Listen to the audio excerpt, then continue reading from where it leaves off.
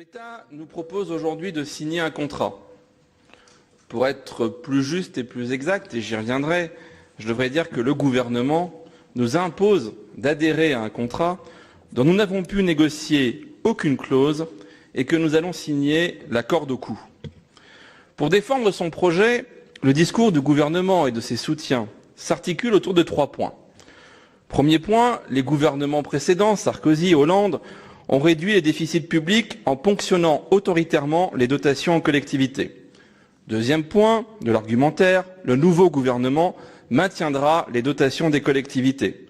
Troisième point de l'argumentaire, une contractualisation sera négociée entre l'État et les collectivités pour maintenir une hausse des budgets de fonctionnement en dessous de 1,2% sous peine de sanctions. Le discours officiel est donc le gouvernement n'impose rien, il maintient les moyens des collectivités et il négocie avec elles. Cela pourrait être très sympathique si ce n'était en fait un tour de passe-passe et un discours profondément trompeur. Trompeur d'abord parce que l'effort demandé est plus important en volume que dans le mandat précédent et surtout porte sur moins de collectivités.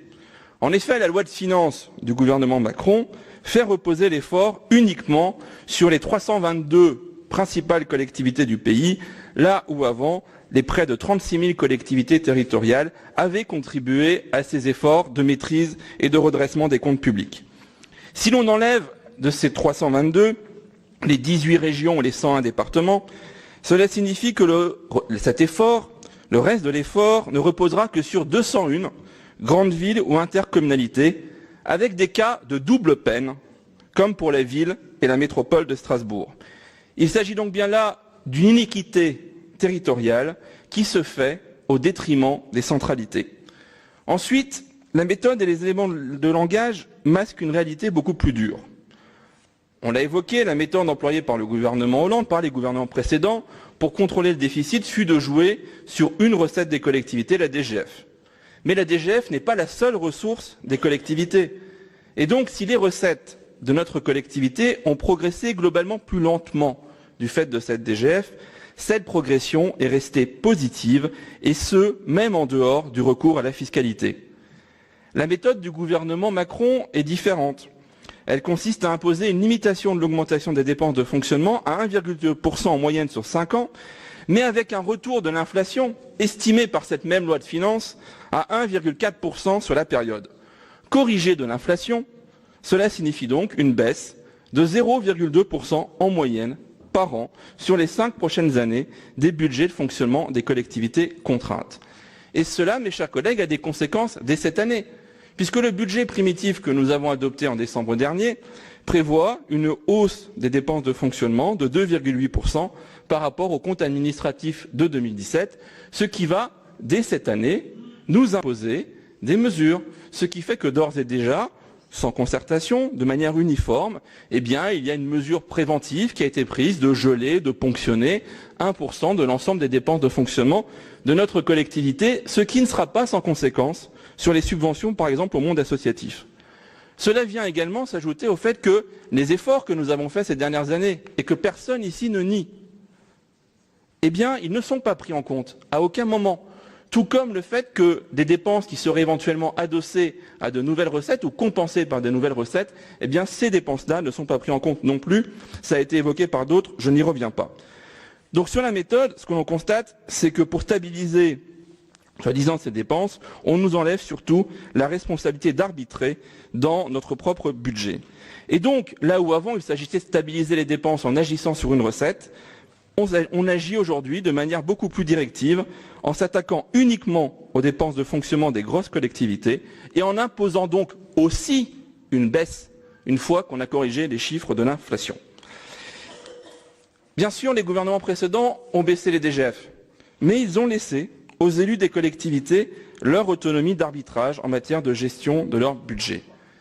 La contractualisation qu'on nous promet aujourd'hui n'est pas réellement une négociation, puisqu'elle se fera la baïonnette dans le dos sous la pression d'une possible sanction supplémentaire. Par ailleurs, et j'entends bien qu'on parle de renégociation, d'évaluation, pour avoir lu de près la méthode, j'ai plutôt le sentiment que ce que le gouvernement appelle négociation ressemble bien plus à un entretien annuel d'évaluation avec un supérieur hiérarchique pour fixer les objectifs de l'année. Loin d'être donc dans la bienveillance affichée d'une soi-disant négociation, le gouvernement, le président de la République, nous impose donc gentiment une logique de subordination des collectivités à l'État. Par ailleurs, derrière ces mesures, il y a un choix profondément idéologique. En effet, il y a une lecture des budgets, et nous avons régulièrement des débats là-dessus. Pour certains, dans les budgets publics, toutes les dépenses qui vont vers des postes de fonctionnaires ou des subventions à des associations sont une charge financière au mauvais sens du terme. Et donc, c'est globalement le budget de fonctionnement qui est visé et qu'il faut dégraisser en le contraignant. Pour les mêmes, il y aurait l'autre partie du budget, plus noble, comprenant les dépenses d'investissement. Non seulement nous ne partageons pas cette vision binaire et caricaturale des choses, mais en plus, ce pacte va considérablement freiner l'investissement. Et c'est même une prime à l'inactivité qui va favoriser ceux qui ne font pas d'investissement et déstabiliser ceux qui en font, parce que l'investissement entraîne nécessairement des dépenses de fonctionnement. En effet, à quoi sert de créer des écoles si nous n'avons pas de concierge pour les entretenir ou d'ATSEM pour accompagner les projets éducatifs? À quoi sert de créer des parcs ou des jardins si nous n'avons pas de jardiniers pour les entretenir?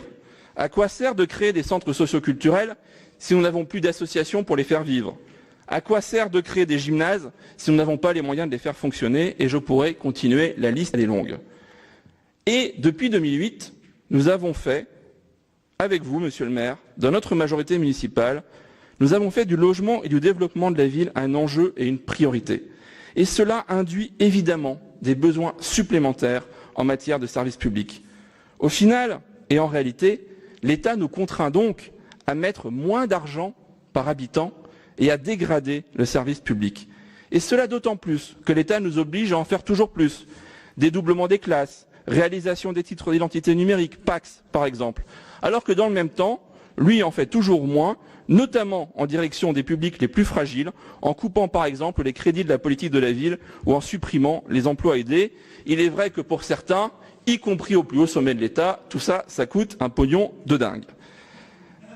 Alors oui, les collectivités doivent avoir une attention particulière à l'encadrement de l'argent public. Mais jusqu'où pouvons-nous aller ainsi sans perdre le sens de l'action publique, sans perdre le sens des missions de solidarité nationale? Jusqu'où pouvons-nous aller sans assécher le monde associatif?